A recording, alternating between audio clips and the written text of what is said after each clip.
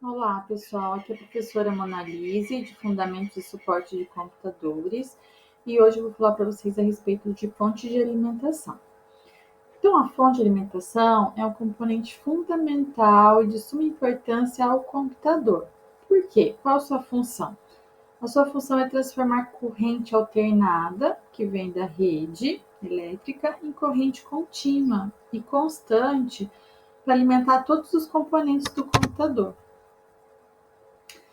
Por se tratar de equipamento que gera campo eletromagnético, as fontes geralmente são vendadas, né, para evitar a interferência de outros aparelhos e até mesmo no próprio computador.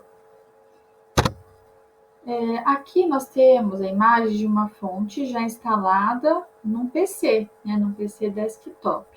Então vejam, aqui a gente tem a parte da ventoinha, o botão de seletor de voltagem e aqui a parte onde vai o cabo para conectar a tomada, certo? Na parte prática, nós fazemos a limpeza da fonte, tá? Mas isso nós faremos quando nós retornarmos. Nós instalamos a fonte, abrimos, fazemos a limpeza, né? Porque como a fonte ela tem a função também de retirar toda a energia quente do computador para fora, né? Ela junta bastante poeira. Então a gente passa também lubrificante aqui na ventoinha. Então é importante que de vez em quando ela seja limpa, tá? Então isso a gente faz na prática também depois. Então, como eu falei, ela tem o seletor de voltagem. Então, antes de ligar o seu computador na rede, é importante verificar, né, o seletor com a tensão correspondente da sua tomada. No Brasil, a gente tem 110 ou 220. Se o seletor estiver na posição errada, a fonte ela pode ser danificada, pode ser queimada, assim como qualquer outro componente eletrônico. Algumas fontes são menos comuns, elas são capazes de fazer a seleção automaticamente, mas na maioria das vezes você tem que verificar esse seletor antes de ligar, né?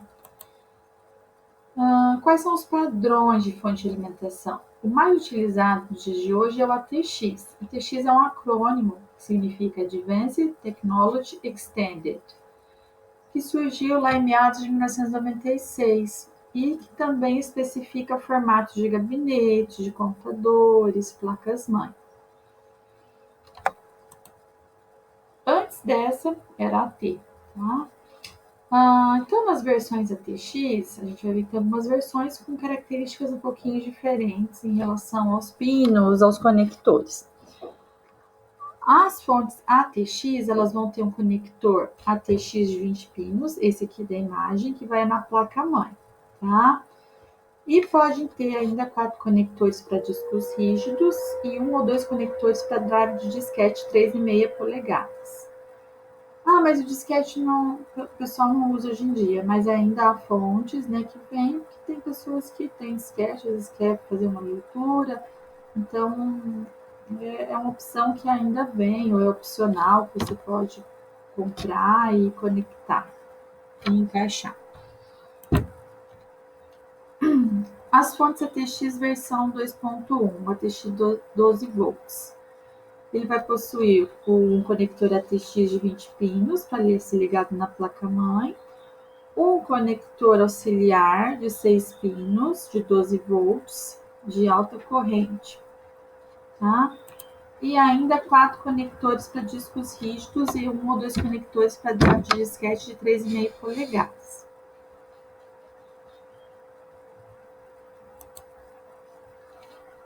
As fontes ATX versão 2.2, eles vão ter um conector de 24 pinos, né? O conector auxiliar ele foi eliminado e foram acrescentados conectores de alimentação para disco serial ATA ou SATA.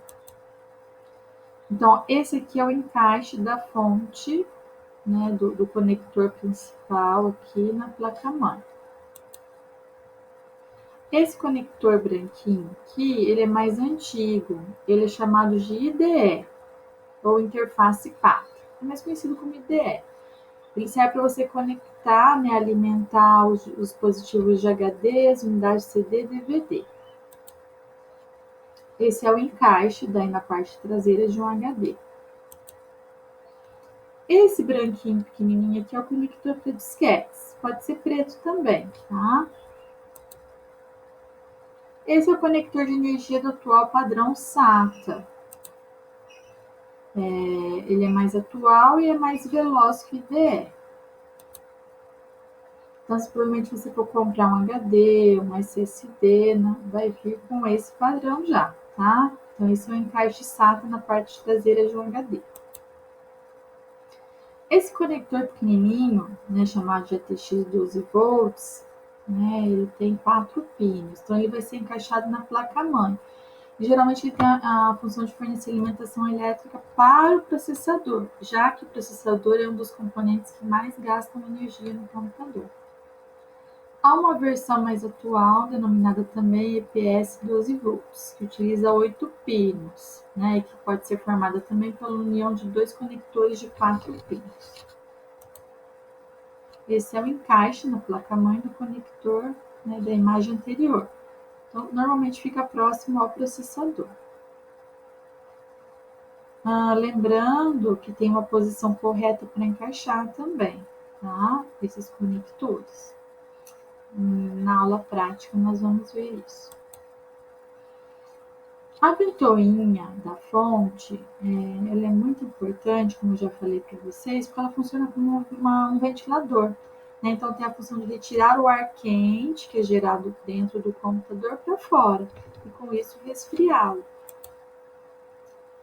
Quando vocês forem comprar uma fonte de alimentação, tem que verificar principalmente a potência. Por quê? Porque se você comprar uma fonte com uma potência mais baixa do que a que o seu computador necessita, vários problemas podem acontecer.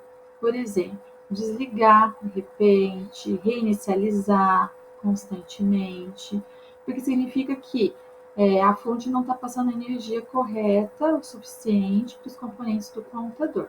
Então, o ideal é optar por uma fonte que ofereça uma certa folga nesse aspecto. E daí, a gente observa aqui, né, toda fonte ela vai ter uma tabelinha como essa, né, que ela vai indicar, no caso aqui, total power, né, a voltagem total que ela oferece, 420 watts. A gente pode fazer um cálculo também para verificar se essa energia anunciada é energia real. Por quê? Porque muitas vezes acontece que eles arredondam.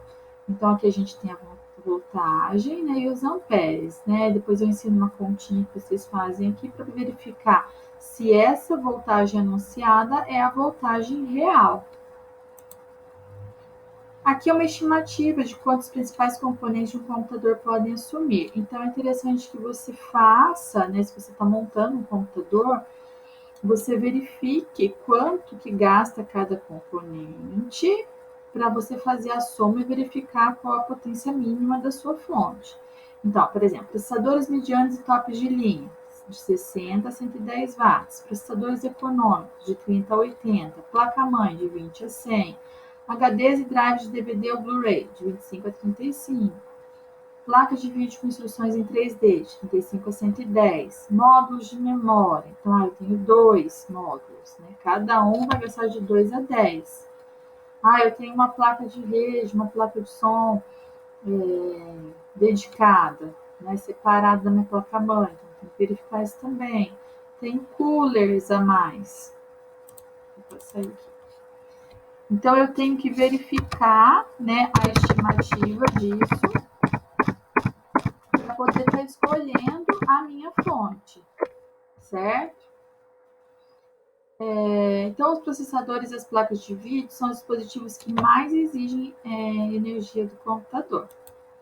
Então, veja um exemplo aqui. Eu vou montar um computador, meu processador lá ele gasta 95 watts. O HD, vou ter 2, 25 mais 25. Um drive de DVD, mais 25. Uma placa de vídeo 3D, 80. Um mouse, mais o teclado, 10.